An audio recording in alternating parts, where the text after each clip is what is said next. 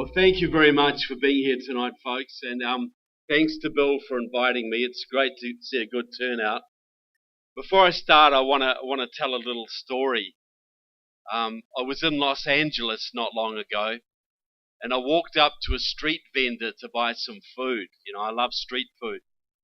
And the guy said to me, "You've got an accent."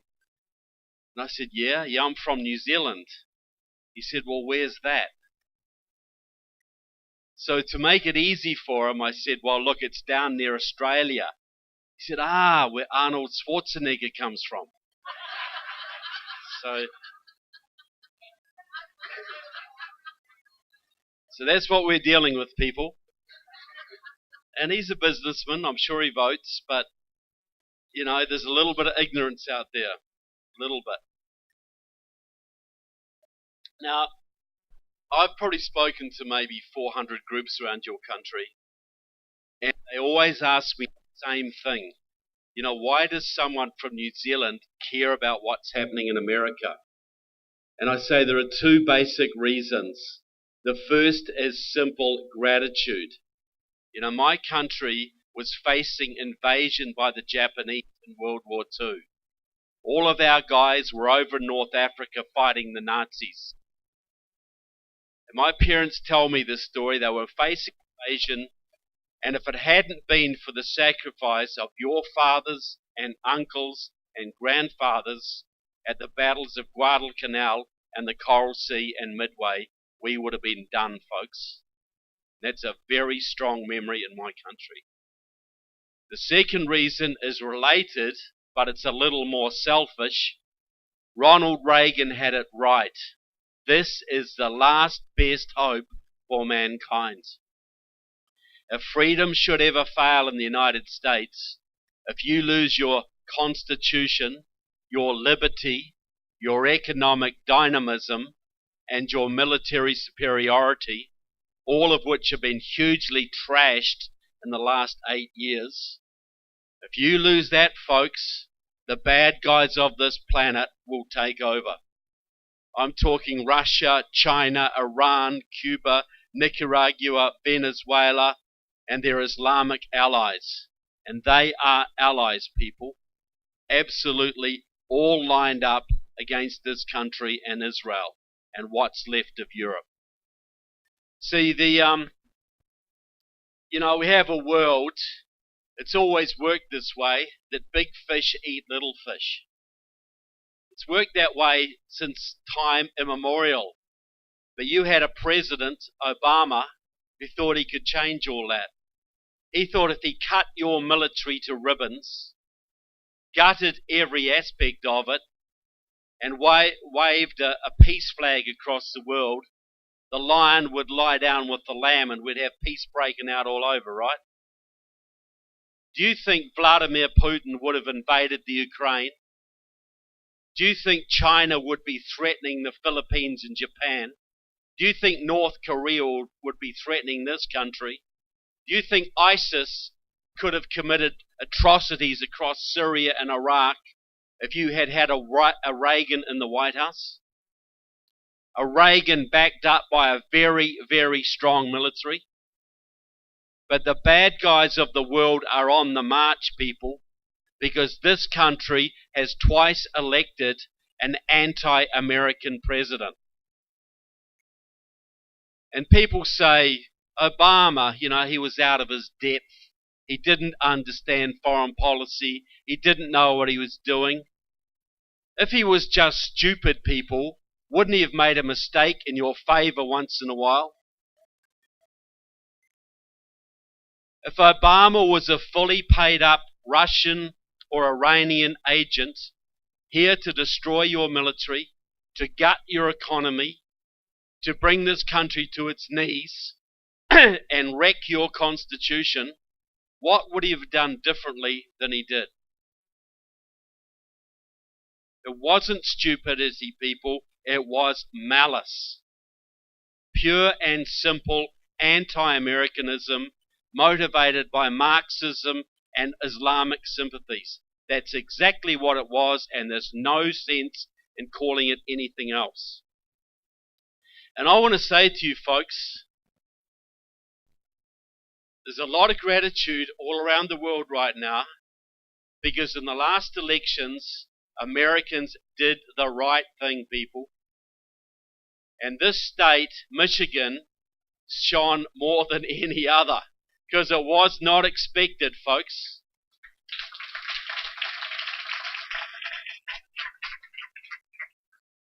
Because all those loyal, this is not a Republican versus Democrat thing. This is essentially a constitutionalist versus communist thing.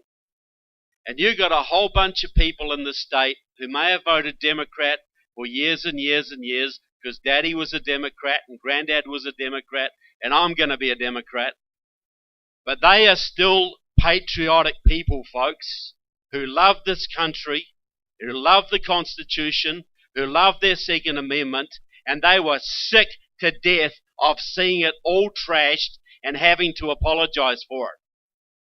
And finally they got a candidate who would stand up and say, I'm going to put this country first, I'm going to put this country's values first, and I thank you that you got out amongst these people and you campaigned and you door knocked and you made everything happen to carry this state. Because this state was the icing on the cake, people. This state scared the left more than anything else because they thought they owned it, folks. And you proved that they did not. And long may that trend continue. We had, if you look around the world, things were looking pretty bleak a couple of years ago. And then the British surprised us with Brexit. And we're all, wow, there's a little bit of hope here, People were waking up.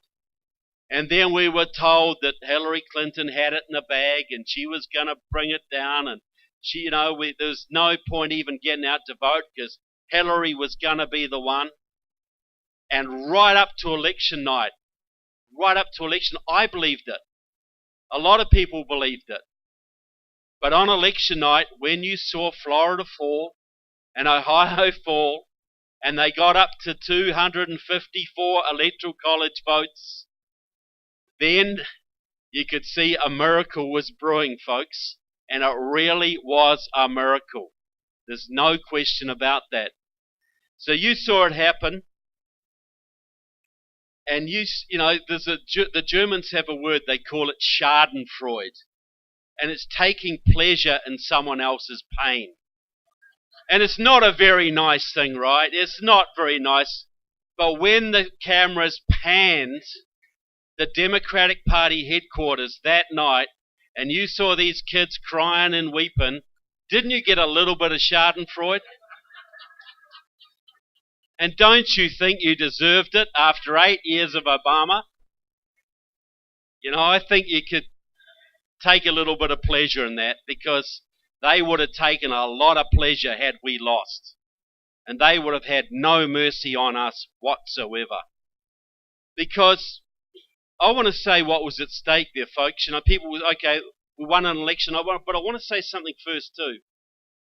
I heard about a Tea Party lady the other night. She says, well, we don't really need a Tea Party anymore because now we've got Trump.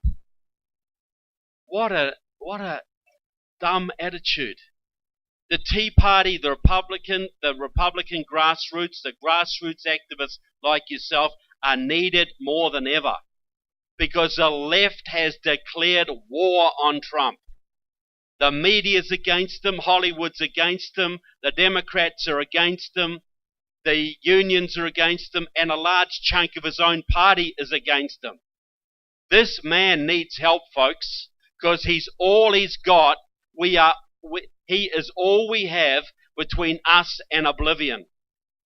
Because if the Democrats win their war, the media win their war, and basically screw up his agenda, and they take back the Senate in 2018, you can kiss it all goodbye, folks.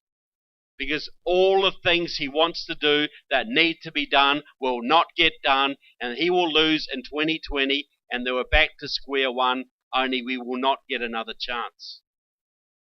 Who thinks there was a little bit of divine intervention in that election, folks? I think even most atheists would agree with you on that one. But we were given a reprieve.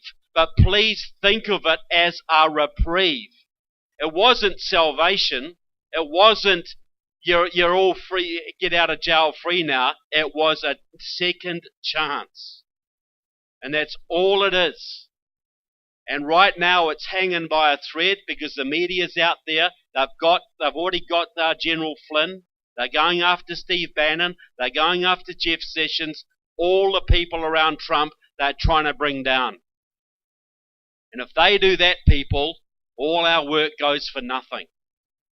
So we have to understand that now more than ever, if we care about our children and our grandchildren and our country's future, now is the time to work harder than we ever have.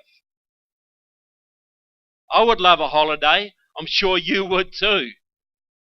But now is the time that is going to matter more than any other time has. You imagine if there's a Democrat president in 2020. And I'll tell you why it's so important, folks.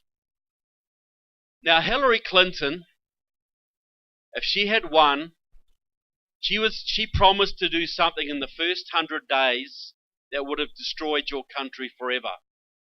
And most people don't think of it in these terms. The biggest national security risk you have.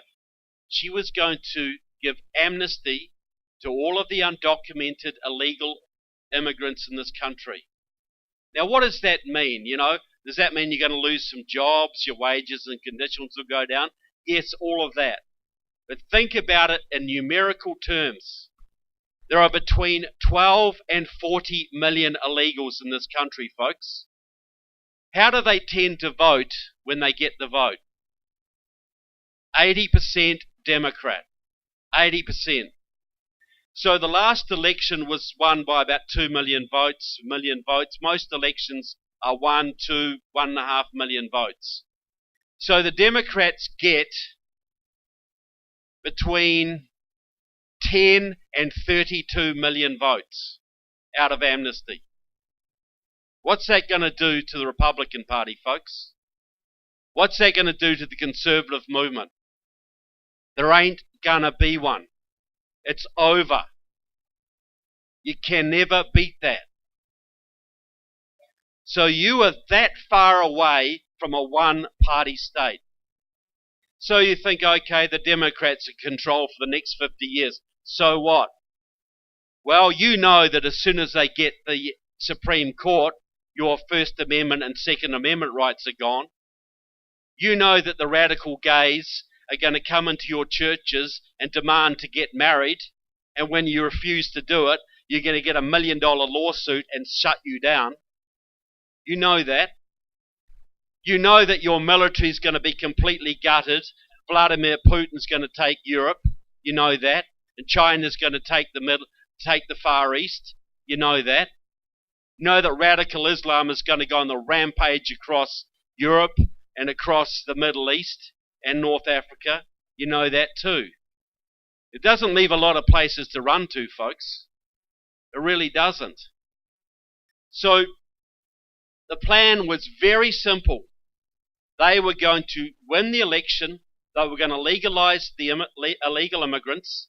They were going to amp up the refugee resettlement from the Middle East and put them in all your little conservatives' towns all over the country. I was in St. Cloud, Minnesota not long ago, not far from here. 60,000 people in that town. Michelle Bachmann's district, one of the most conservative parts of Minnesota. 20,000 Somali refugees in that town, folks. What do you think that's doing to the property values and the schools and the hospitals and the crime figures?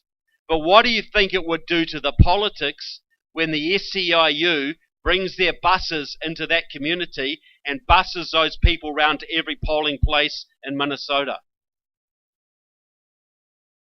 How do you fight back against that? Well, you pray, absolutely. And those prayers were answered on November the 8th. But this prayer, as they say, the harder you work, the more miracles you get, folks. Seriously. George Washington prayed at Valley Forge. And he went on to take the British out at Yorktown and turn the course of the war. But that didn't mean that people still didn't have to put on uniforms and shed blood for your revolution. It's a bit of both, isn't it? That revolution was won by what they call the black-robed regiments.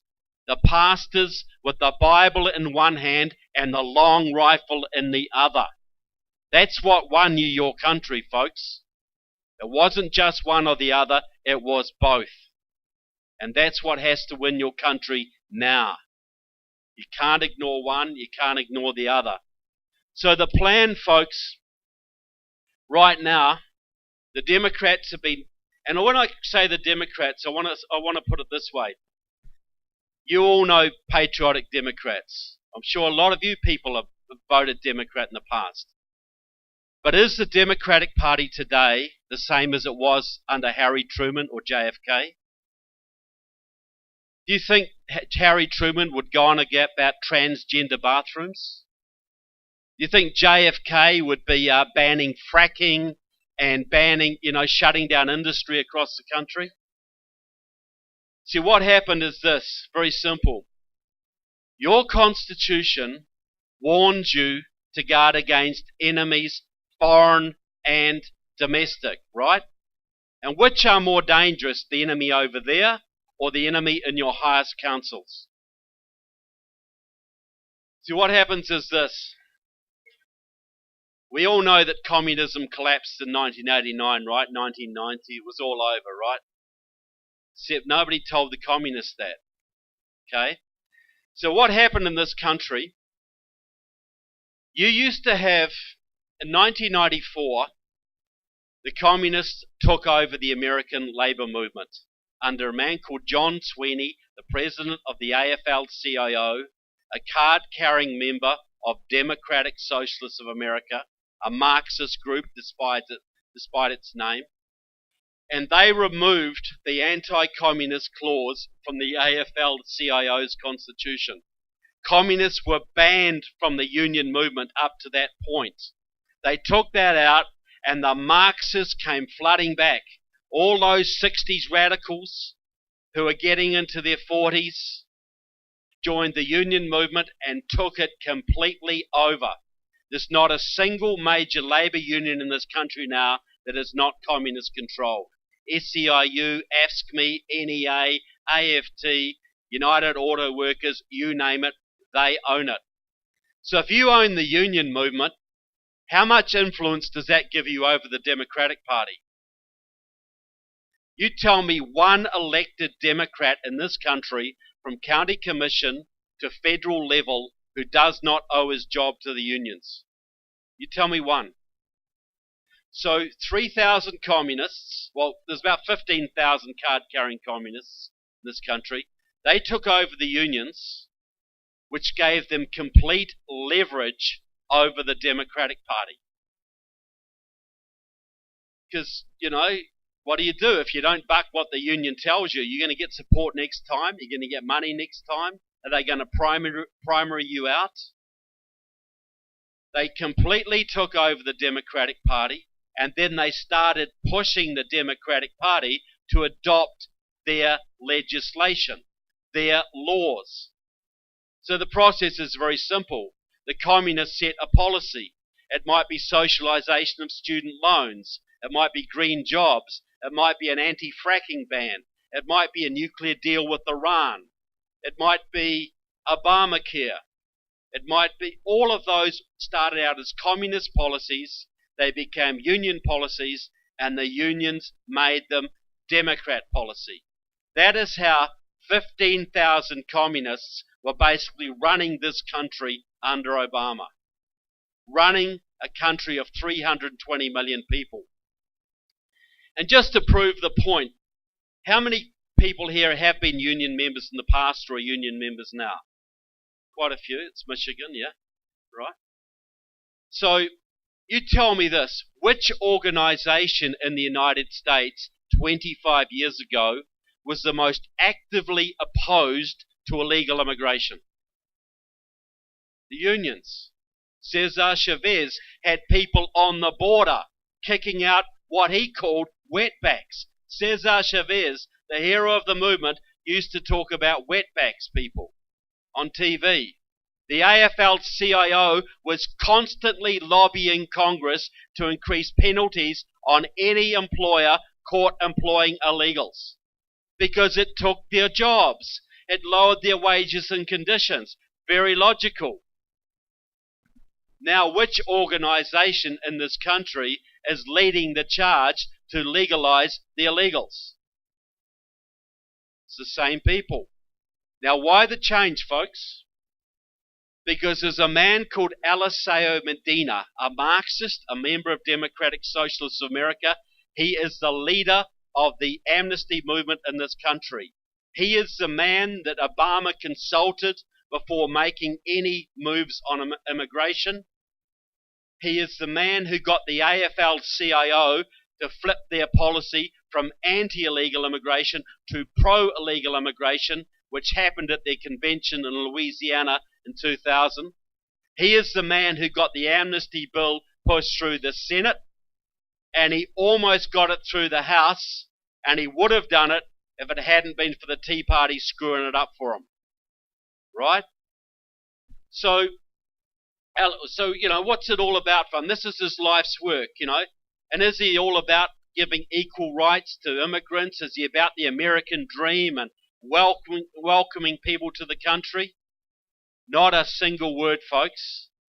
I've got him on tape. He was in my movie at a big progressive conference in 2009. Gets up in front of the audience and says this: passing immigration amnesty is the number one priority of the progressive movement. We have to get citizenship and voting rights for our 11 million undocumented workers. Talks about 11 million. There's 40 million probably. Then he said, 2008, Latinos, who are the bulk of most illegals are Latinos, said Latinos voted overwhelmingly for Obama and progressive candidates. If we give these people citizenship and voting rights, they will stand with our movement. That will give us a governing majority, not just for the next few election cycles, forever.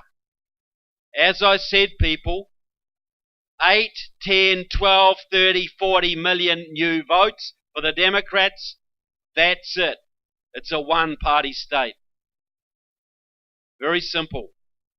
Then you bring in the refugees from the Middle East, you open the borders, and in 5 years' time, 10 years' time, you'll be able to drive from Montreal to Mexico City and not be able to tell the difference.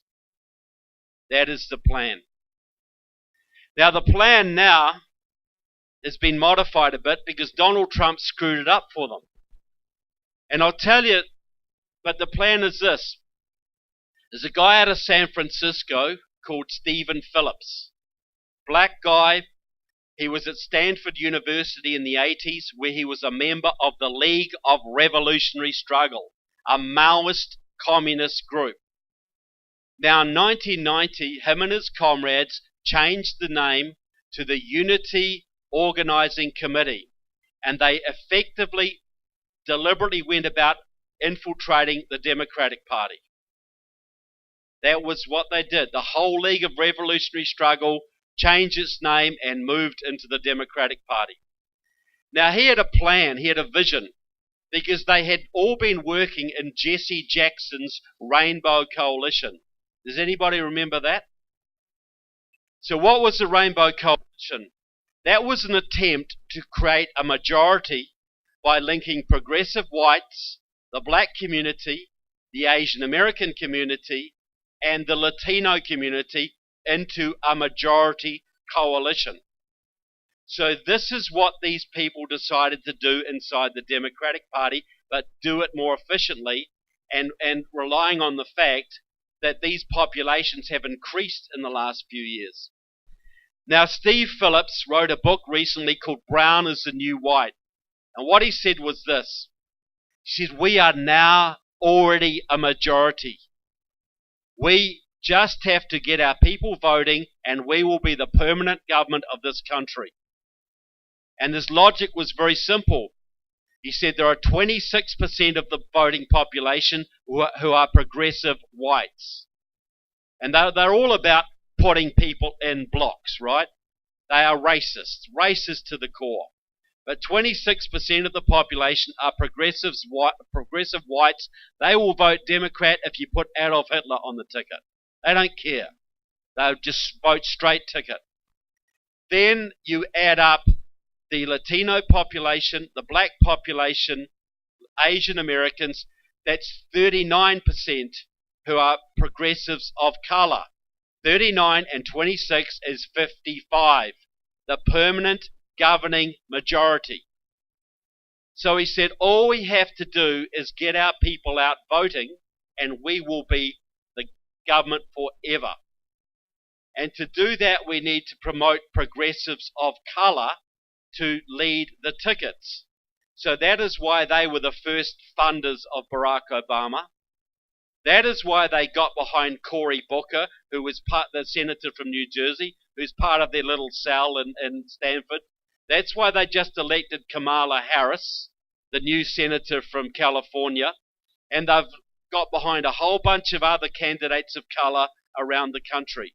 So their plan is, in 2020, they're going to stand Cory Booker probably, maybe with Elizabeth Warren on the VP ticket, or Julian Castro, the head of HUD on the Democratic ticket. And their logic is, we're going to get the 26% of whites, and we're going to get the progressives of colour, and we're going to win. And once we win, we're going to legalise all of the illegals and bring in more refugees from the Middle East, and that's it for you people. It's all over. That is their plan. But the good news is that Donald Trump put a dirty big fist in that, people, because when he went into the black communities and he said, vote for me, what have you got to lose? They understood exactly what he was talking about. When he went to the Latinos and said pretty much the same thing, they understood. A lot of the Latinos do not want illegal immigration, folks. They are settled, they're Americans, and they like America the way it is, thanks very much. If they wanted to live in Mexico, they wouldn't have come here.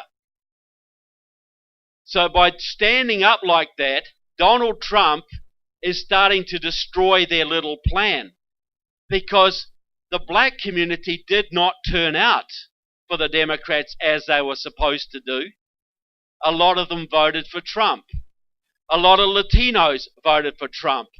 And most of all, those 26% of white progressives, the union guys out of Michigan and Pennsylvania and Ohio, who were owned by the Democratic Party, who the Democrats took totally for granted, gave them a big finger and said, no, we're going to vote for someone else. Right? So this is why the left are absolutely freaking out, folks, because they understand that Donald Trump, if he is successful, if he can lower the crime in the black communities, he can bring the jobs back, he can open up the energy fields, give the union guys work on the oil projects, if he can bring the jobs back into America and prosperity back, that's going to completely screw up their plan. Because a lot more black people will start voting Republican. A lot more Latinos will vote Republican. And a lot of those union guys, like the old Reagan Democrats under Ronald Reagan, will also switch their vote, and the Democratic Party will go into the dustbin. That is what is at stake, people. That is why they are freaking out. That's why they're rioting on the streets. That's why they're doing every dirty trick they can, because they know that their one-party state, which was that far from completion, could be totally taken out of their grasp. These are the stakes we are playing for, folks. If Donald Trump can have a successful presidency, if he can win the Senate back in 2018, and this is the good news, there are 23 Democrats up for a vote and only 8 Republicans. So there's a potential there to actually give Donald Trump a Senate supermajority. So the Democrats in the Senate might as well stay home. You know, that's what he could do. Now I just want to digress a little bit here, because there's another little point I want to bring in with the when I talk about the enemies within. How many people here have ever applied for a federal government job who are willing to admit it? Okay. Did any of you need any form of FBI security background check for that position? You did, sir? Okay, you did, ma'am? Now, is it true they can be pretty rigorous? They go through your underwear drawers, they check out your family background, your overseas travel, any strange relatives you might have, criminal convictions. They are thorough. They are absolutely thorough in what they do. Because you're in the federal government. This country has enemies who will use your weak or dishonest to betray you. You need to be a trusted individual. But here's a little question. What if you're a young Marxist radical who hangs around with the local Communist Party, who controls the local Democrats, and they get you elected to Congress as a Liberal Democrat? Will you then go on to serve on the Homeland Security Committee, or the Armed Services Committee, or even the Intelligence Committee of the House of Representatives? How much of an FBI background check do you need to serve on the House Intelligence Committee, folks? Nothing. Zero. You need an FBI background check to be a realtor. You need one to drive a school bus. But you do not need one to oversee all 16 of America's intelligence agencies. Do you think your enemies are aware of that fact? I'll give you an example. You know John Conyers out of Michigan, right? He has done more damage to this country than I'd say any other member of your Congress. And I'll tell you why. Because he serves on the Judiciary Committee. That is the committee that oversees the FBI and sets its budget. Now, who is supposed to be guarding you from the bad guys, folks? It's the FBI, right? So on the Judiciary Committee, and John Conyers is the ranking Democrat. He's been there for about 150 years now, I think.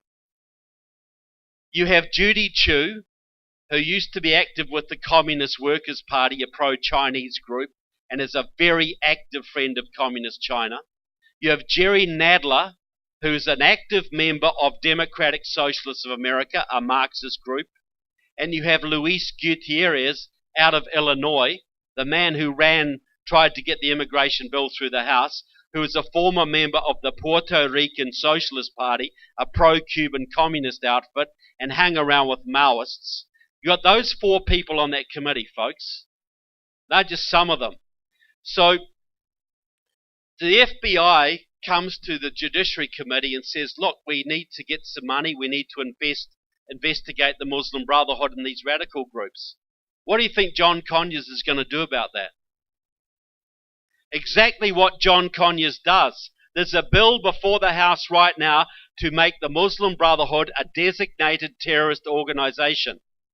And who do you think is leading the charge to shut that down, folks? Good old John Conyers, a man with a 50-year history with the Communist Party USA, 40 years with Democratic Socialists of America, 20 years with the Workers' World Party, and the last 15 years as an active supporter of Muslim Brotherhood front groups. What do you think's going to happen to the FBI's budget if they ever investigate John Conyers or as many communist friends in your Congress? What's going to happen? You think they're going to bite the hand that feeds them? You know, there might be another Democratic administration. We're not going to bite these guys. That's why Comey wouldn't investigate Clinton, because he thought she was going to be president. But what happens to the FBI then? These people are looking out for their survival, folks. So, I say this, and you can read read my book out there, or I urge you to get the DVD, because that's what it's all about. We say there's at least 100 members of your House, including Debbie and 20 members of your Senate, including both Gary Peters and Debbie Stabenow, who are so enmeshed in radical Islam or neo-communism or both, they couldn't pass an FBI background check to sell you stamps at the post office. But they are serving on the Homeland Security Committee, the Armed Services Committee, the Intelligence Committee, the Judiciary Committee, the Education Committee, the Energy Committee. Maybe that's why you have problems in this country, folks. Because you have a centre-right country of conservatives, even most Democrats are conservative, who love their country, who support the Constitution, who love the Second Amendment, and you have a bunch of treasonous congressmen and senators who do everything they can to shove left-wing policies down your throats. There's a little bit of a disconnect, isn't there? A huge disconnect, because you have no security checks, so your enemies, directed by the Russians and the Chinese and the Cubans, are able to steer their people through the union movement, through the Democratic Party, and into your Congress, and into your Senate, and into your executive branch. So you are basically your country is being run out of Cuba right now. Your country is being run out of Russia, because you have no ability to check the backgrounds of those you elect to serve and protect your Constitution. You think Vladimir Putin would tolerate 100 pro-Russians and pro-Americans in his Duma? Do you think the Castros would have tolerated 100 pro-Americans in whatever they call their parliament? But that's what you're doing, folks. And it goes back a while too. Any Vietnam veterans here tonight? First thing I'll say is thank you, gentlemen.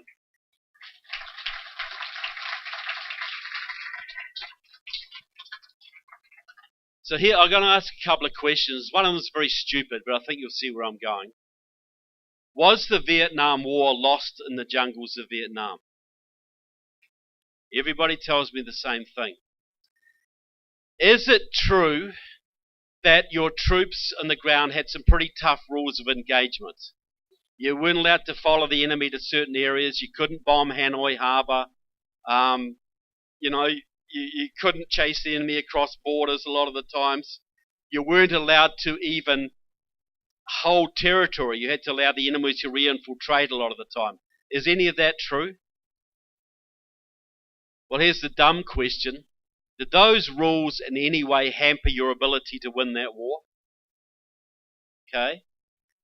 So had you been allowed to fight the Vietnam War like you were in World War II, to take the fight right to the heart of the enemy, right to Hanoi with all your forces, and actually fight to win, could you have won it, and pretty darn quickly? Every veteran says the same thing to me. And is it also true that when you withdrew, your Congress defunded the South Vietnamese military, guaranteeing a communist takeover? So this is what I say, folks. That war was deliberately sabotaged in your Congress by people like Father Drinan from Massachusetts and John Conyers from Michigan, one of the leaders of it, who actually were working hand in glove with the Communist Party USA, which was taking its orders directly from the Communist Party of the Soviet Union, which was allied to the Communist Party of North Vietnam. You think there might have been a little bit of treason going on in your government, folks? And what is the penalty for that? Well, how many of those people, including John Conyers, paid a single penalty for what they did, folks? You lost 58,000 of your boys in that war, folks. Hundreds of thousands are wounded. Hundreds of thousands of Vietnamese who were slaughtered, executed, tortured after the communist takeover. All of that blood and carnage people you went to school with, people that played in your football teams, your brothers and uncles and brothers and uncles, they died in that war because your congressman deliberately betrayed it at the behest of your enemies. And how many of them paid a penalty, folks? Not one. And that is going on right now. It's going on over Afghanistan. It's going on over your nuclear deal with Iran, normalization of relations with Cuba. All of these things are communist enemy policies pushed into your government through the Muslim Brotherhood and the American Communist Movement. How long can you continue to survive having enemies inside your government, folks? You send your boys and women in uniform overseas to fight the enemy very bravely and very efficiently. And every day they're doing it, they're getting betrayed by your people in Congress. How long can you tolerate that, folks? Do your troops overseas deserve to be betrayed by people wearing suits and getting fat salaries in your Congress? But that's what's happening. So folks, we got one chance to turn this around. Trump has got to go into the CIA. He's got to go into the FBI and clean it out. He's got to start instituting security checks in Congress to serve on committees. Is it unreasonable that someone who serves on the Armed Services Committee should be checked out to the same degree that your local realtor is? Is that crazy or way out or extreme? But if Donald Trump can do that, and one more thing, and this is where you can all be active, because there's a bill right now pushed by Ted Cruz and Ros Linton in the House to have the Muslim Brotherhood designated as a terrorist organization. And if that can be passed, we can shut down their operation in the United States and send a whole bunch of people to jail and embarrass a whole bunch of congressmen. So, right now, that bill is there. Donald Trump can even do this by executive order. The bill in the House last year got, I think, 59 Republicans supporting it in the House. And I don't think, is it Mike Rogers, was he from around here? He's the head of the Intelligence Committee. Everybody needs to find out about that bill and get on Facebook and get on Twitter and blast it out. We need to pass the Muslim Brotherhood Terrorist Designation Act. The Muslim Brotherhood...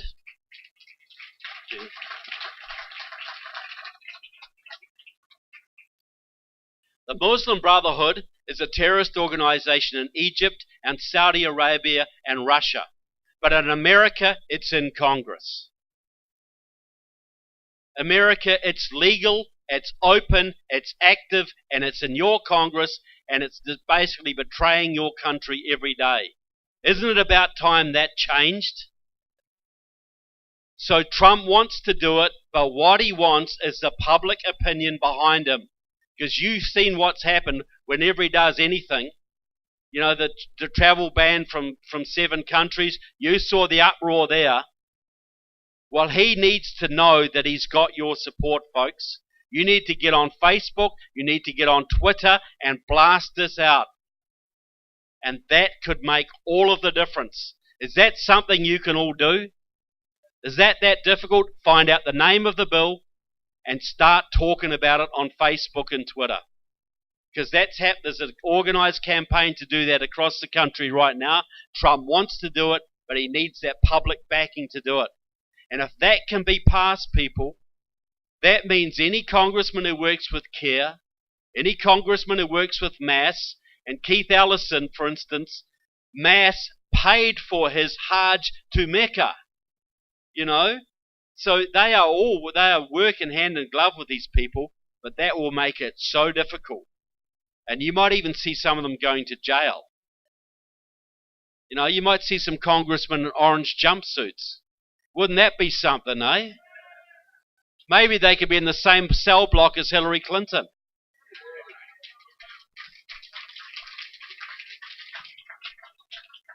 But what I'm getting at, that is in your power to do. You can help with that. Because I want to make it very, very clear. We have been given a reprieve. We've got 2 years till the midterm elections to enable Donald Trump to close the border down and to start rebuilding the military and do the things he needs to do. And to do those things, he needs our support. That's our support on Twitter and Facebook, our support in the Republican Party, the Tea Party, or any Act for America or any group you're involved in. We have an opportunity to turn things around, because if he can win the midterms and go on to the presidency, he'll get a second term, or a successor will, and we can have a very great future in this country, folks. So the choice is very stark. Very stark. We can either sit on our laurels and wait for these people to basically overwhelm us, face it with force of numbers, just flood the country with illegals, flood the country with refugees until you do not recognize it, and it's all over. And if America falls, every other Western country goes with it, people. Don't think you can come to New Zealand, because the Chinese are in Fiji and Tonga and the Cook Islands and Samoa now. They're buying up our properties. They're buying up our politicians. The Australian Minister of Defence, and if you don't know where Australia is, it's a little island off our west coast, right? Okay. The Australian Minister of Defence was in Fiji, China for talks a couple of years ago. A Chinese general publicly said to him, "Now is the time for Australia to choose. You need a godfather. Will it be an American godfather or a Chinese godfather? If you are smart, you will choose China, because we are the growing power in the region." How do you think that makes us feel, people? How do you think? So there really is nowhere to run. This is the last stand. If things turn bad here, we have 1,000 years of darkness. But if we give it everything we've got, people, I can't promise you very much, but I can promise you 2 things. If you do nothing, your children will live in slavery. But if you give it everything you've got for your country, your God, and your Constitution, and your children and grandchildren, the very least I can promise you, even if you lose, is that you can look your kids in the eye and say, "I did everything I possibly could." What is that worth to you, folks? And if you win, and you have every chance of winning, you will spark liberty revolutions all over this planet. Brexit will just be the first step, folks. And when you think about under Jimmy Carter, the gas queues round the corner, the interest rates up to here, giving away the Panama Canal, Iranian hostage crisis, people were seriously saying that America would never be great again. Can you remember that? And how long did it take Ronald Reagan to turn that around, folks? How long did it take a man who came out of California and spoke of a shining city on the hill and peace through strength and liberty and prosperity? How long did it take him to turn around those 60s hippies into good conservative Americans and change this country? Well, you can see that again and even more, folks, because the Tea Parties, the Rush Limbaughs, the Glenn Becks, and all those people have been educating millions of Americans. And they understand what's at stake now, and they understand what they could have here. If Donald Trump can be carried through this presidency and he opens up the energy fields, gets the government off business, lowers the taxes, gets on top of the crime, you imagine the money that's going to pour back into this country. You imagine the industry that's going to come back into your states. You imagine how the Rust Belt will be revitalized. And you imagine all those young Bernie kids who are now sitting in their mum's basement until they're 35. You imagine what they're going to be like when they're earning $60,000 a year in the energy fields, or have a great job and a house and kids. Are they going to be worried about this Bernie Sanders garbage? And the young black kids in the inner cities who actually get jobs, who actually get educations, who actually get futures, do you think they're going to buy this Democrat garbage any longer? So that is where we could be going, folks. But we're in a crisis point right now. We're on the knife edge. Do we do nothing and let Donald Trump fail and have the whole house of cards collapse? Or do we take the opportunity we have been given, and we have been given it, folks? Do we take that opportunity and work our little butts off and get them through this and bring this country to a brighter future for our children? Is that what we do?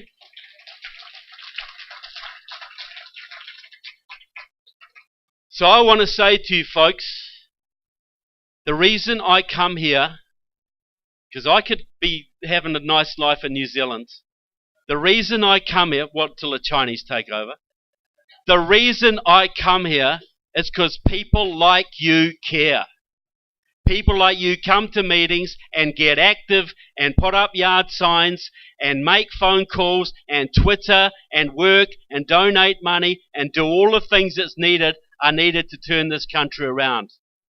And people like you go to church and you pray and you do your every bit you can to live up to the oath of this country and what it stands for.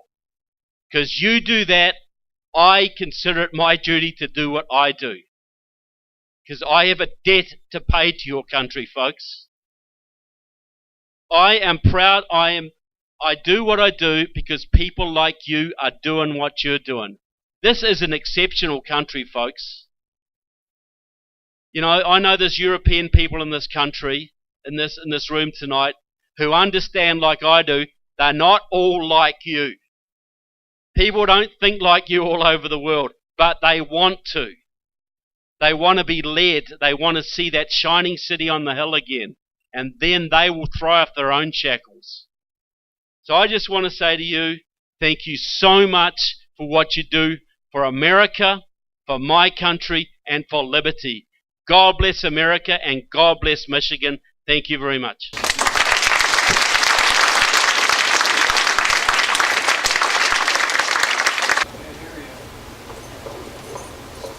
You know, you mentioned Donald Trump is working with unions, but if the unions are all behind communism and this liberal thing, why the unions? My dad did not like unions. He would never join a union. He'd get fired from his job if he had to get into a union, or he would leave. So why is Donald Trump working with the unions if they have all this evil stuff in them? I don't see that Donald Trump is working with the unions. He's had a couple of union leaders up there to pay courtesy to them. But what he's doing is directly appealing to the union members. You know, the guys who belong to the NRA, the guys who are veterans, but they hold a union card. You know, we all know people like that. Most of these union guys have no idea that unions are communist controlled. And if they did, they would be pretty upset about it. So I think Donald Trump's playing it right. He's doing what Reagan did, appealing to the guys who just want to make a living, who love their guns, who love America, but they happen to hold a union card and they may not realise just who's running the union for them. I got a question. Are the people within Donald Trump's organization, within his circle, are they cognizant of what you're talking about? Yeah, look, some of them definitely are, but see, the bad guys are picking them off. They got Flynn, who had a very good understanding of Islam, for instance, and they're going after Bannon big time and going after Jeff Sessions. He's got to hold on to those people. Every member of Trump's transition team has got a copy of our movie, but there is also a problem, and that some of the people who should have been brought into the administration, people you've seen here like Phil Haney and Claire Lopez, have not been brought in yet. and they are very suspicious of certain gatekeepers who seem to be keeping them out. So that is why I'm saying we cannot take any of this for granted, people. There are even people inside Trump's administration who are trying to sabotage things or trying to sort of suck up to the, Republican rhinos. So he is embattled, and he needs more good people around him. He's got some, he needs more. We need to push for that.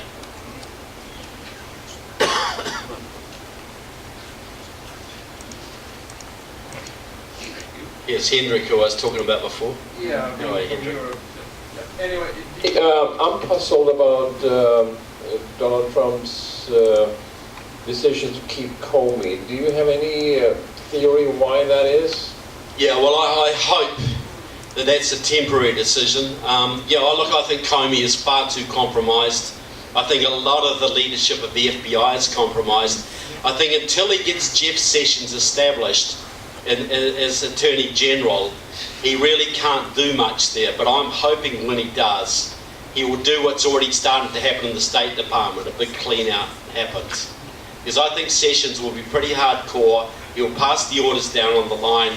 Some people will buck back and they will go. And I hope Comey is one of them. I was always told that Comey was a stand-up guy. He'd do the right thing. And he didn't do the right thing with Hillary Clinton. And that's, he's got to go, I think. Trevor, I want to ask a question about fake news. About fake news. Fake news, and who would you consider, in terms of mainstream media, who would be under that category? Well, who is not under that category? So NBC, NSF, all the alphabets are under that category, and even Fox News, is going to the left. You're right. Fox News, since Roger Ailes is gone, Murdoch's two sons are pretty left-wing, and they're going to push it to the left. Right. So really, all we've got is our own media, the sort of accuracy in media and Breitbart and these, and that's why they're trying to shut them down as well. So, look, fake news is endemic. We saw it in this election like we've never seen it before. Does anybody not think the media was a little bit biased towards Hillary Clinton? Come to my community, they believe all the garbage. Yeah, well, a lot of them do, Enough of them do, but enough of them saw through it. The more the media, did dirt on Donald Trump, the more people thought, well, I'm going to vote for him just to spite the media, because they know they're being lied to. They may not know the truth, but they know they're being lied to. And I think Donald Trump tweeting and sticking it to the media was a huge asset to him. I think that was one of the things that got him elected, because it's just not trusted. And now Harvard has come out with some study about fake news, and all the fake news apparently comes out of conservative sites, right? So, and this is what I mean. There's a real war here for public opinion. And we've got Facebook and we've got Twitter. And if we're not using those things, we're not doing our job right now. Because the mainstream media is still controlled by the left. See, the thing was, a lot of these newspapers, the Boston Globe and the Los Angeles Times, New York Times, a lot of them are not doing very well financially. And they were hoping to get government funding under Hillary Clinton. That was the plan. And now they're not going to get it. So they got even more reason that they are struggling to survive. And if we just keep doing our thing and supporting our media and boycotting theirs, a lot of them will be gone in 5 years' time. They really are struggling. And what a shame.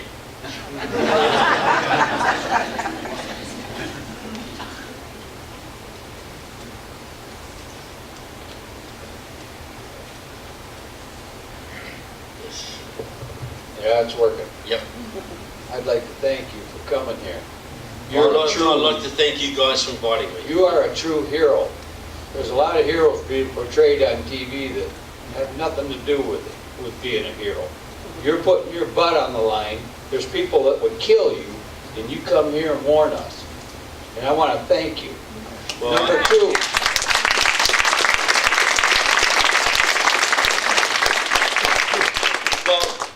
I want to thank you for your kind words, and I just want to say one thing.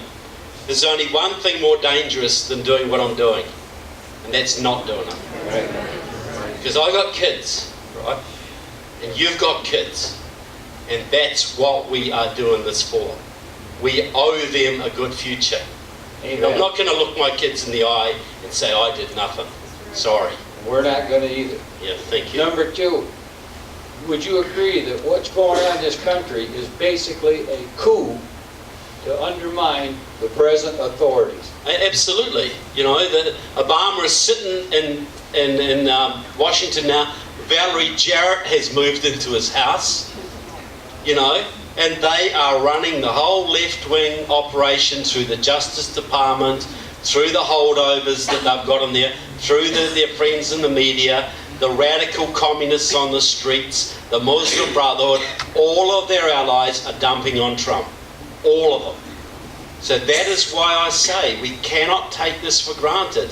We have to back up the president. Look, you know, I supported another candidate, but when Trump got the nomination, I realised he was our only chance. And so far he's done pretty good on most things, I've got to say. Right? Yeah. So whether you supported him or not, now is the time to get active. Right. Because you imagine how we'd feel today if Hillary Clinton was the president right now, folks. Well, that could be 2 or 3 years away. It might be Cory Booker instead, or Elizabeth Warren, but they're all communists, they all hate America, and if they get a chance, they will never let you get on top of them again.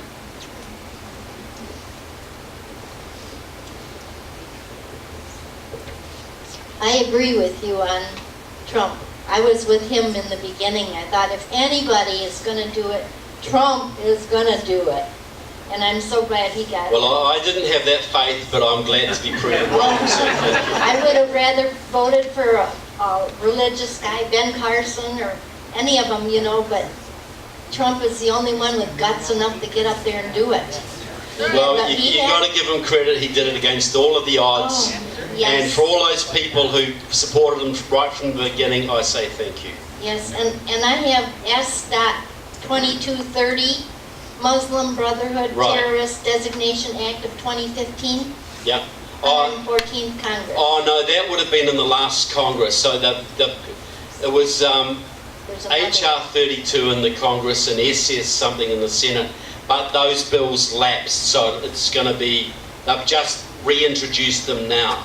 Oh, okay. So you'll have to get the up-to-date numbers on those. But just the Muslim Brotherhood Terrorist Designation Act, keep pushing that, because people remember that far more than they will the numbers, you know, that And go with you'll it. know when you get to it. Muslim Brotherhood Terrorist Act. Terrorist Designation Act. Okay. Because the State Department has a list, and they designate certain organisations terrorist groups. And they've got Hamas on it, and Al-Qaeda, and ISIS, but they need to have the Muslim Brotherhood on it. And probably the Democratic Party too. I have a question. First of all, wasn't the Muslim Brotherhood on the designated list years ago? No. It never was? No, it never has been. It has been in other countries, but not in this one. Because it doesn't operate here as the Muslim Brotherhood. It operates as CARE. It operates as the Muslim American Society. So no, it never has been officially. Absolutely, it should be. Okay, I have another question. I was listening to Sandy Rios the other day, and they were talking about a bill, I think it was in Germany, for fake news and hate speech on Google, and they were going to fine millions of dollars a day for Google and Facebook and things like that. And I wondered if that also had something to do with, I don't know his name, Zuckerberg? Yeah, it was Zuckerberg, yeah. Well, this whole fake news, hate speech thing is designed to set you up for an authority that comes down to regulate what's fake and what's not, and what's hate and what isn't. And when that happens, your First Amendment's gone. Because when they can tell you what news is fake or what's real, you know, you know what these liberal authorities will decide is fake and what isn't. So, and they genuinely believe it too, some of them, they're that deluded. So, look, when if Hillary Clinton had been president, she was going to bring in UN Resolution 1618, which would have made it illegal internationally to criticise Islam. Internationally. What would that have done to your First Amendment? So that was one of Hillary Clinton's plans, because to criticise Islam is offensive, because even if you're telling the truth, if it offends a Muslim, that's a capital crime. You know, so we can't have people committing capital crimes around the place by talking about Muhammad's background, or, you know, or Sharia law, or stoning adulterers, or whatever they do, you know. That would have made it illegal to criticise things like that. So that's how close we were to a totalitarian state. And how do you fight the war on terror when you can't even criticise? How could you have fought World War II if you couldn't say anything offensive about Nazis? You know? Or tell the truth about Nazis? Dick, just 1 second. Would you mention, we've got some copies of this for free while they last. Mention the importance of that. That is the key document about the Muslim Brotherhood, because there was a house raided in Annandale, Virginia in 1994, I believe it was, and they found this treasure trove of documents, and they were the archives of the Muslim Brotherhood in America. And one of them is the so-called explanatory memorandum. It was sort of a report back to Egypt from the local Muslim Brotherhood. How we're doing, what we're doing in America, how we're going to work it out, and a list of our front groups. So this is the Rosetta Stone. If you want to understand the Muslim Brotherhood, this is in their own words. So yeah, if it's for free, grab a copy, because this will really get you to understand. If you want to win a war, you've got to know your enemy, and this is the enemy doctrine in its own words. Dick?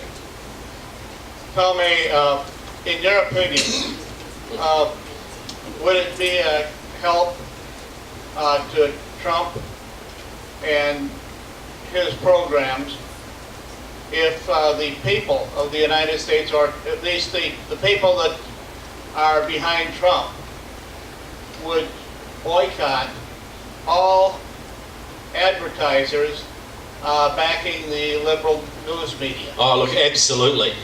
And I think that's what we should be doing, because they're doing it to us. They're trying to defund Breitbart and all these other organisations. Absolutely. You know, you boycott any advertiser that advertises in the, you know, in the liberal papers. That should be a given. But I'd love to see organised campaigns to do that. You take away their money, they start squealing pretty quick. Would there be any organizations that would have the resources to really put on a list of, I hate to say hit list, but that's what it is. Yeah. Look, I'm pretty sure the list is actually out there now, and I think my wife knows a little bit about this actually. But there are lists. If you look online, you can find lists of advertisers who do back liberal news media, etc. Just takes a little bit of searching, but they are out there. I've seen them, and but somebody has to take the lead and get it organised, because that would really frighten them, because they're doing it to us right now, and if they succeed, we're in big trouble. But I agree that, well, it was the boycott. You know, the boycott was what the Indians used to get the British out of India. That was their most effective weapon. They just boycotted all the British businesses, British shops, and they got their independence in a couple of years by doing that. No fighting, no bombs, no guns, just a boycott. And it was, your revolutionaries, you had boycotts against British goods. And King George didn't like that much. You didn't like those Indians in Boston? Yeah, those ones, exactly. Yes. I can hear you. Okay, you can hear me. Yeah. Okay. Are you aware of, and do you think, if you are, that the fact that President Obama let the overseeing of the URL internet site names, and also the fact that he eased up regulations for foreign governments or foreigners to buy up our TV networks also. Is that all part of this? Exactly. Look, Al Jazeera, there's a lot of foreign money coming into buying American media right now, and there were very stringent laws against that.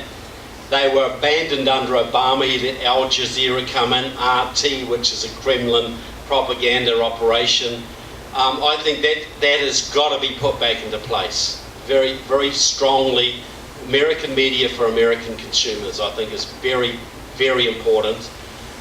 The URL thing to the United Nations, well, I've got a friend out in Silicon Valley who says it's not as much of a worry as we might think, because really these organisations are run by people who are on our side, but I still think it's a worry, you know, and if I was Trump, I'd be trying to claw it back if I could in some way. I don't know what he can legally do to do that, but you know, having the Russians and the Chinese run the internet, what could go wrong, you know? We're going to go to the back for a second because I think a couple of you guys came from the other side. Is there anybody back there with a question? Yeah, there is. Okay, here you go. Being in the overflow on the other side, Here you go. Okay. Take this because you want to record it though. Context to things. It sounded like at a couple times during your whole thing here today, you were calling for revolution, kind of like what our founders did at the time. And well, not in the same manner, because we don't have to have guns and bullets, and I don't want to see guns and bullets, but we do have to stand up and restore the Constitution. That's absolutely true. And I was just concerned, it's going to be armed or unarmed. Well, it's got to be unarmed, because, look, put it this way. I am so glad you all have a Second Amendment, because you wouldn't have any amendments without that. But we have to win this thing peacefully. Because if guns start going off and people start getting shot, it's going to spin out of control and innocent people are going to die. And I'll tell you another thing that would happen as well. I was talking to a militia guy down in Georgia, and he said to me, "Oh, look, we're not going to bother about voting, it's all rigged. We're just going to march on Washington." And I said, "Yeah, right, and millions are going to die and innocent people." But I said, and what if you were winning? What if you were winning? How long do you think it would be before they called Russian and Chinese troops onto your soil? And he hadn't even considered the possibility. Hadn't even considered it. Just so delusional, carried away, he's going to wave the flag and glorious whatever. Look, all those people who told me the elections are rigged, you cannot win, yes, they were rigged. But you still won, right? And you can win more of them. I want this to be the first bloodless counter-revolution in history. I don't want to see a single drop of blood spilled. But by that same token, keep your guns and make sure you never give them up, because they are your guarantee of liberty.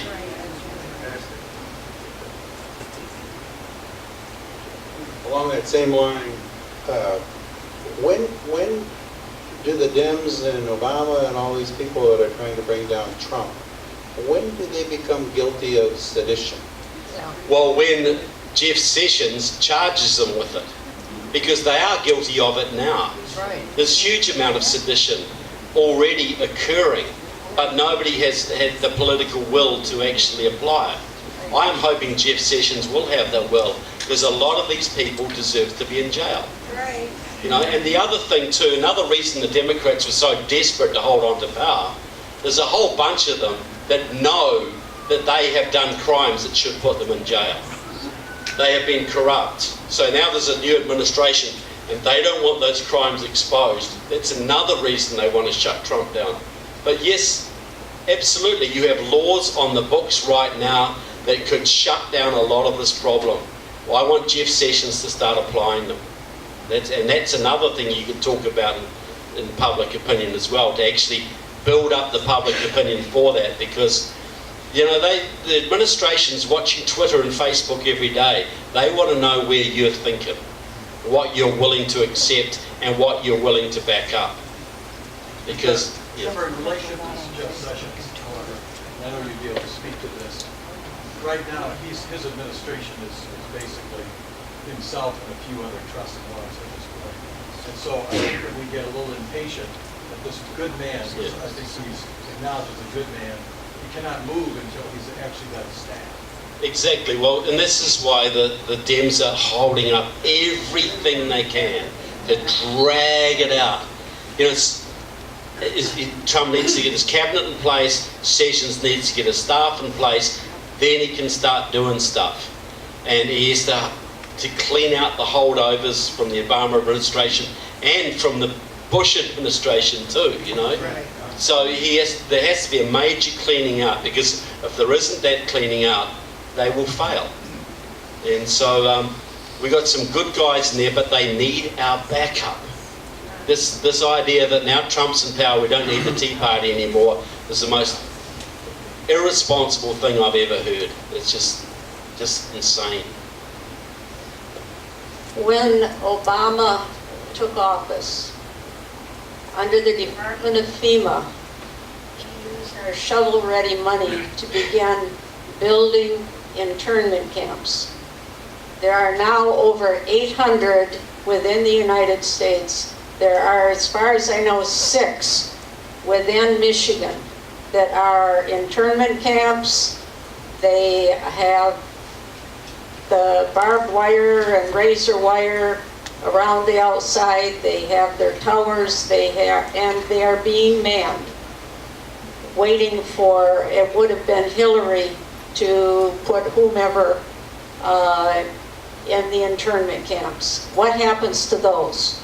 I haven't heard anyone talk about them. Look, I've been told a lot of stories. I've never seen one myself. I don't know. I'll take your word for it. I'm sure there are. The reason we know is that a friend of ours, her son was helping to build them. Yeah. That's when we first heard about it, about 5 or 6 years ago. And now there are, if you can go on the internet and you will see here in Michigan there are 6 of them. Yeah, look, I don't doubt there are camps, because, you know, America is $20 trillion in debt, and the last couple of governments have understood that could collapse at any time, leading to complete social breakdown. So yes, they would want camps to and under Hillary Clinton, I'm darn sure who would have been in them.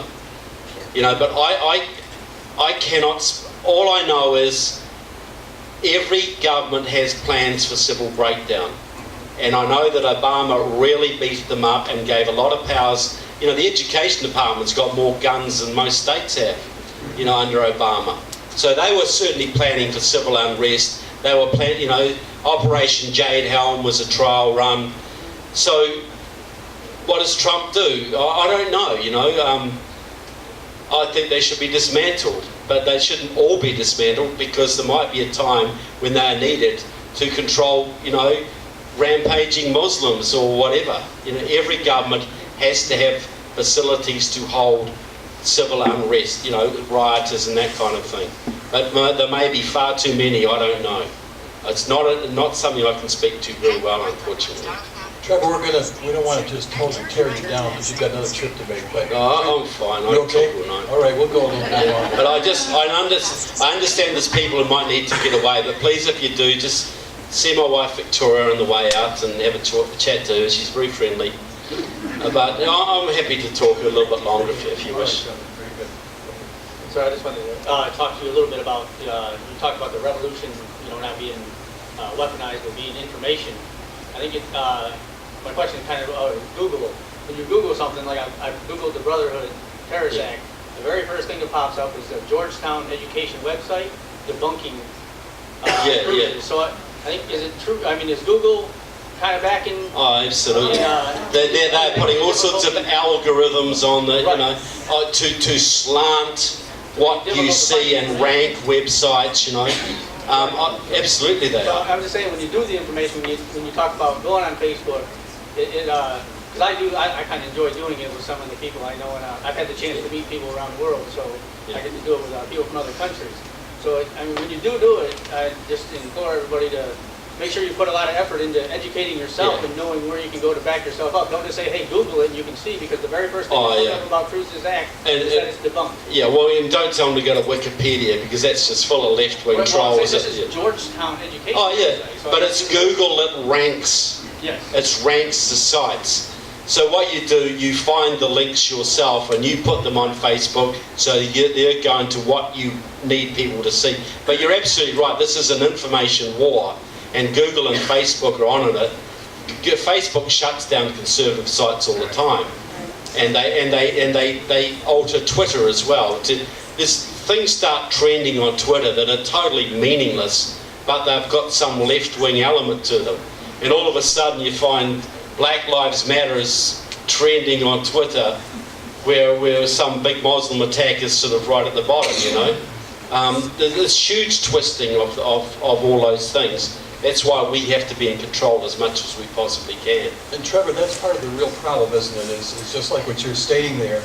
Is Google, you know, positioning something high up like that? You can take a good speaker. I know a couple of years ago, Pam Stenzel was a speaker here. We were having her around in public schools to talk about abstinence.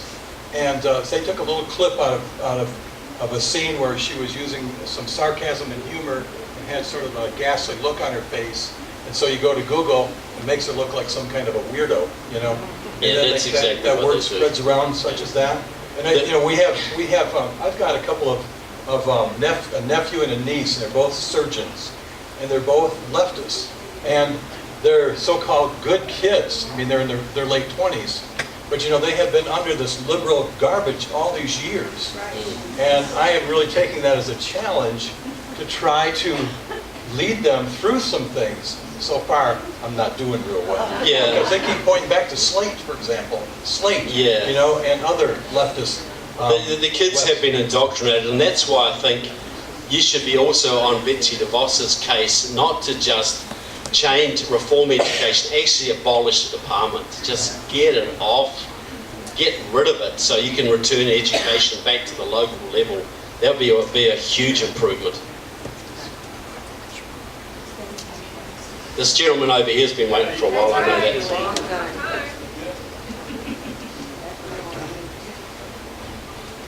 Hi. Got the button? I just got a question. You mentioned a lot about Marxist, socialist, communist, and basically they're the enemy within. Is that correct? Well, them and the Muslim Brotherhood, but the Muslim Brotherhood was trained by the KGB, so you there's quite an overlap there, yeah. Could you give me a definition of what socialism / Marxism / communism is? I mean, the true definition of a socialist society. Yeah, well, that depends on a few factors. If you go to classical Marxism, you have 5 stages of society. You have primitive communism, like cavemen. You progress to to feudalism, where the barons and that run everybody. Then you have the Industrial Revolution and capitalism, where businesses and factories start up. And then that progresses into socialism, where the government controls the main means of production, distribution and exchange. And then that all withers away when all the wealth is distributed, and you have this classless communism. And we all live in peace and harmony, and we all share forever. But it never gets to that, because it always gets to the stage where the government controls everything, and the people who control the government get everything. Have you ever seen when a government gets a lot of power and a lot of money, that they then give it all away? Give up their power. So basically, communism never exists. Socialism is the complete centralization of all the major parts of the economy and society. The media, everything's under government control. What I understand, the one thing my father did was a socialist all my life. So according to him, and the socialists that I know of, actual socialism means that the workers will work work cooperatively without the profit system. Yeah. Basically, you do away with all the currency in the system. Yeah. And people are, and basically it's run from inside the factories by the workers who are producing for the needs and wants of society. Well, that's what they were always told, but basically it never ever worked out in that way because, you know, what's going to happen, 5 minutes of thought will tell you, if you centralise, if you destroy private ownership and you centralise power, some people are going to be the leaders of that. But once they've got that power, they ain't going to give it up. Right. And they're going to centralise it more and more and more and more, so you've got a very few running everything. That's every single socialist society that's ever been. You know, it's no good. The theory of communism is we all share equally. Well, you know, the theory of the flat earthers is we live on a flat planet.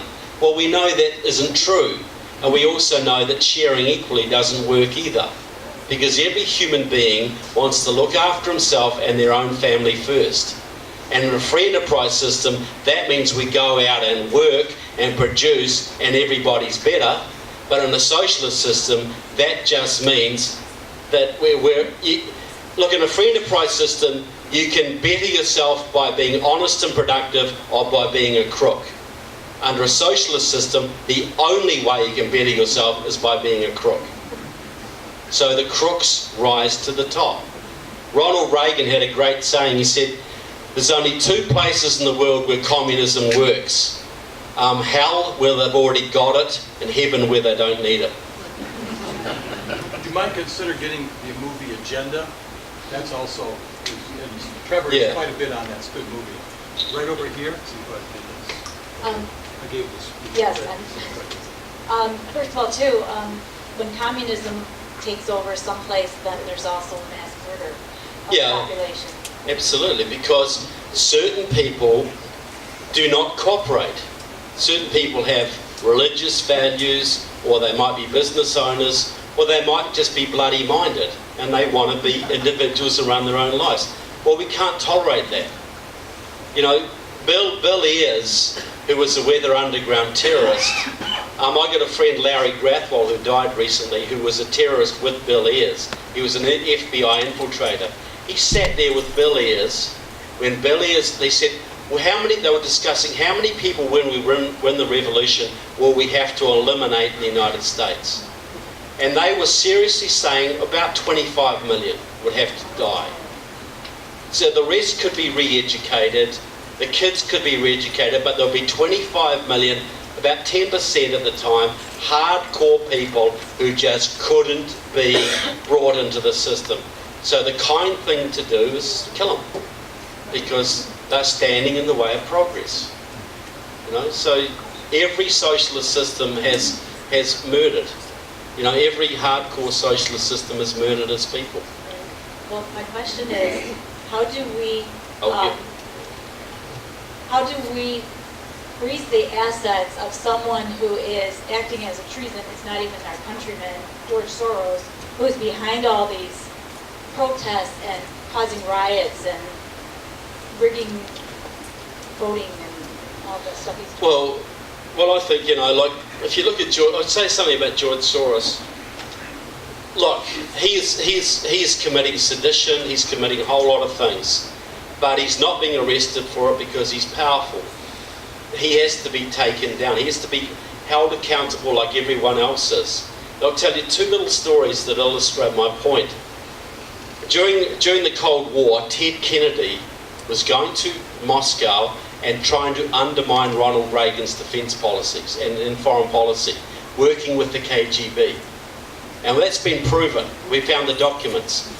A friend of mine talked to a CIA guy and said, you know what Kennedy was doing, don't you? And they said, oh yeah, we knew. He said, why wasn't he arrested? He said, we couldn't, he was a Kennedy. You know, he's a certain class of people. But look, that's why I'd love to see Hillary Clinton in a jumpsuit, because that proves that everybody is under the law. And that would set the example right across society. But one more thing I'll say about George Soros. Now, everybody points at George Soros being the big bad guy, and he absolutely is. But you just think about, just add one little dimension to this. George Soros' history. When he was a little kid, he was a Jewish boy in Hungary, and the Nazis invaded, and he was fostered out to a Christian family, Christian in inverted commas, right? Family to protect them from the Nazis. The father of that family was a capo. His job was to confiscate Jewish property for the Nazis. Little George used to tag along and said it was the most fun he'd ever had in his life.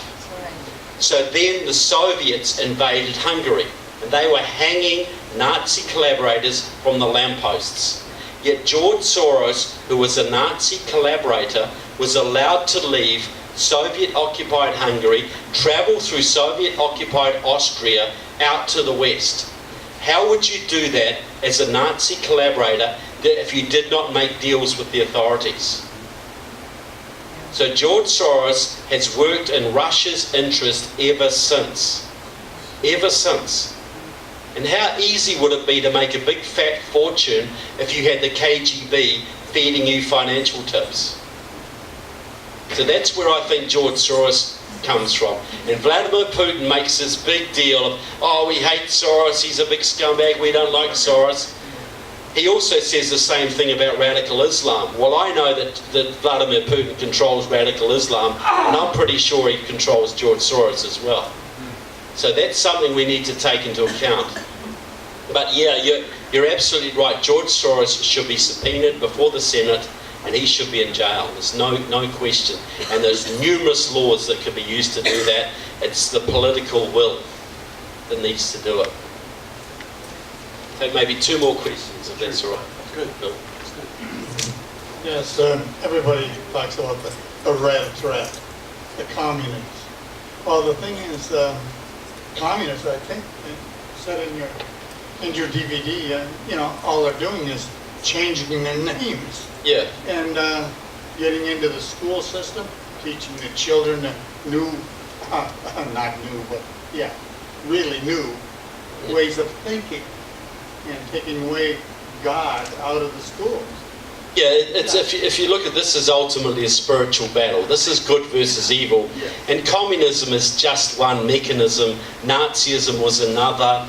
Al-Qaeda is another. They're all collectivists. They all regard humans as dirt. And a few elite should rule the world. That's what they aim to do. And they're just getting right into our system. Well, I can't say. Well, okay, they're putting a mosque right near toilet. Yeah. Well, New York, yeah. And this is the thing that people need to understand is, and as we're doing a little movie right now called Soviet Islam, and one of the guys, Steve Coughlin, actually says the real Muslim threat is not ISIS over there, it's the Brotherhood here. Right. Because they are in the education system, they're in the State Department, they're working with the FBI and the CIA, they're working with members of Congress. It's like in Ireland, they used to have the IRA, which was a few hundred people, but they were backed up by Sinn Féin, a legal political party, which is now very heavily involved in the running of Ireland. Yes, the terrorists are a threat, but they're only a support group for the bigger political movement. Right. And we all focus on the ISIS and whatever, and we let the Muslim Brotherhood run rampant in the government. And it's I was saying from Iowa. I lived in Iowa for a while, and Cedar Falls, Iowa, 35,000 people, probably 3 Muslims in the town, and you want to see the size of the mosque they had outside that town. Build it and they will come. It's a part of an invasion strategy. What did Bobby Jindal say? Immigration without assimilation is invasion. They got no intention of assimilating. No. They're here to make you like them.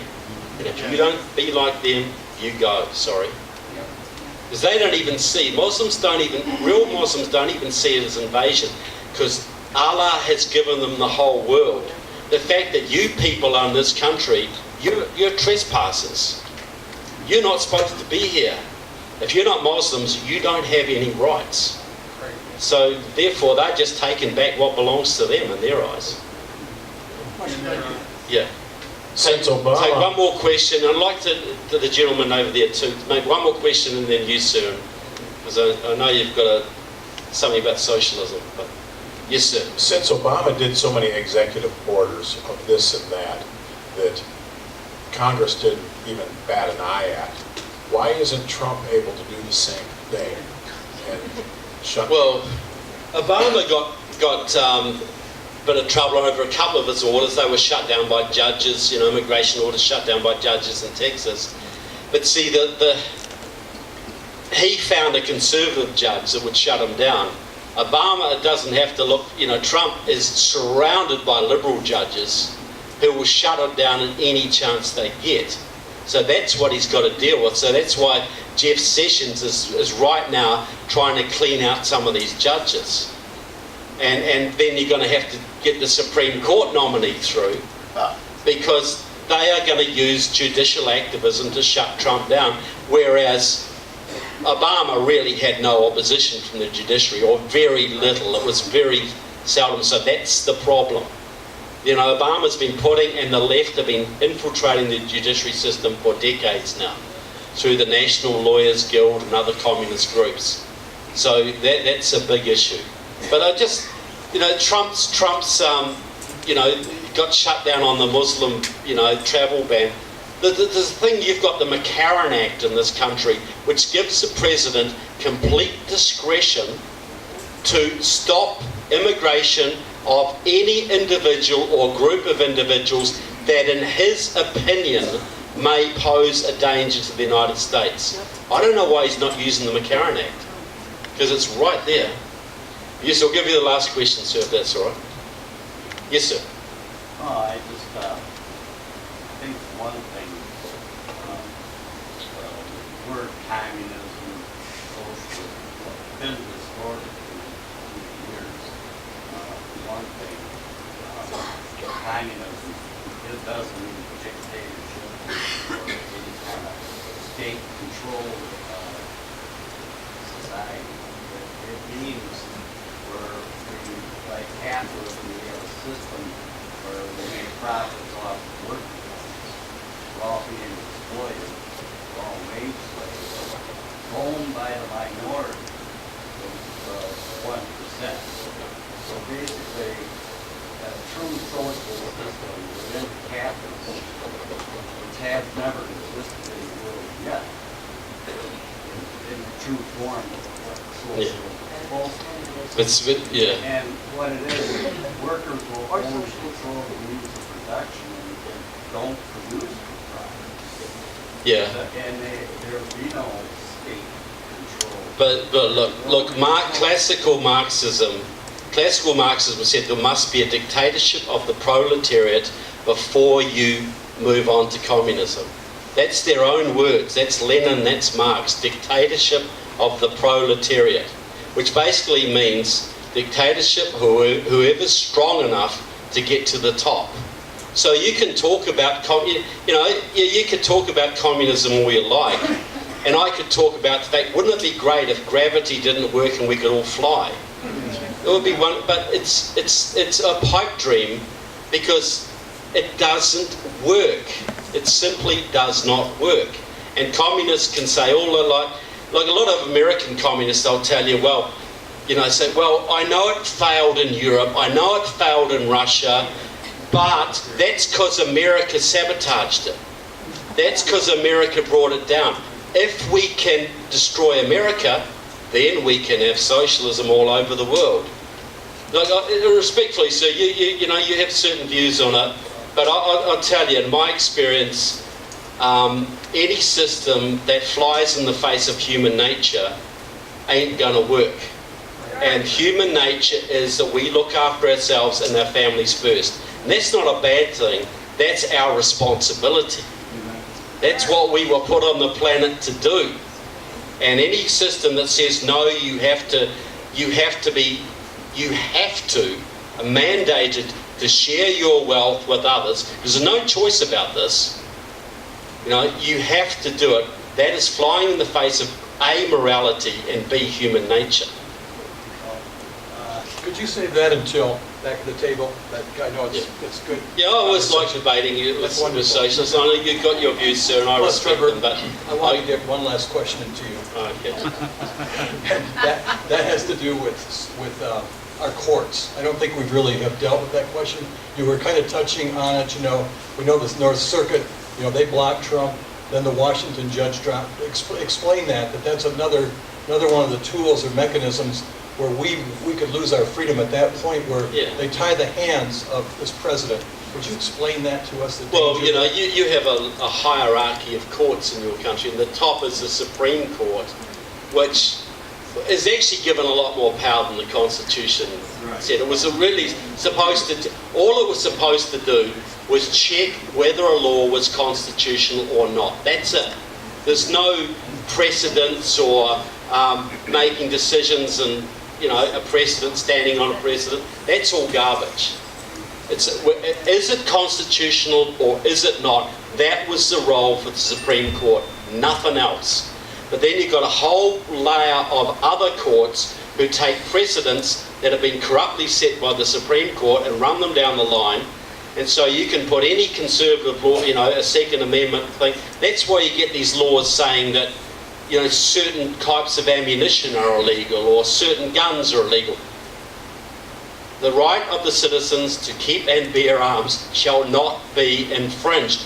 That's the only reference that any of these laws need to make. But you've got a corruption that's come down to the Supreme Court, right down the judicial system, so they can block a law or block a legal decision that comes from Congress or comes from the President by executive order. They can block it. Even if it's completely bogus, they can get a stay so that it has to go up the line and be, you know, it's just a stalling mechanism. But you've got all these activist left-wing judges right up and down the system who will corruptly do this. And you saw, you know, when Justice Roberts made that decision in the Supreme Court that no, Obamacare is not a tax, you know, whatever. He said it was a tax. He said it was a tax. You know, what mental gymnastics he had to go through to produce that one, I don't know. But one man, because the courts have so much more power than they're actually supposed to have, can block stuff, can corrupt stuff. You know, get the Supreme Court. That's why the Supreme Court justice is so important. Because if we had we had 7 or 8 Scalias on there, we wouldn't have this garbage. Right. You know, it would just go back to what it was supposed to be once. You know, so, but, you know, I love talking all night, and you're a great audience, I've got to say, and I really thank Bill for having me here, but I'm sure you've got to get back to your families and that, but I just want to thank you so much for coming and for listening to me, and I'm happy to talk a little bit longer out there, but thanks so much for coming. I hope to get to see you again sometime.